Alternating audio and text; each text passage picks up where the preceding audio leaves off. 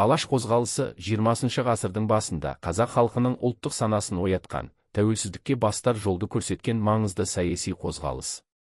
1917 жылы құрылған Алаш партиясы мен Алаш орда үкіметі қазақ халқының дербес мемлекеттілікке ие болуын мақсат етті.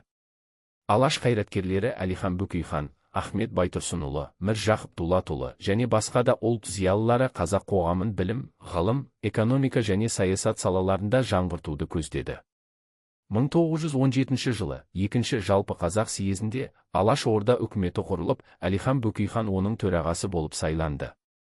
Алаш зиялылары қазақ жерінің тұтастығын сақтау, ұлттық білім беру жүйесін қалыптастыру және экономикалық реформалар жүргізу бағытында еңбек етті. Алайда кеңес үкіметі билікке келгеннен кейін 1920 жылдары Алаш қозғалысы таратылып, оның жетекшілері қуғын-сүргінге ұшырады. Бүгінде Алаш қозғалысының идеялары тәуелсіз Қазақстан үшін ерекше маңызға ие.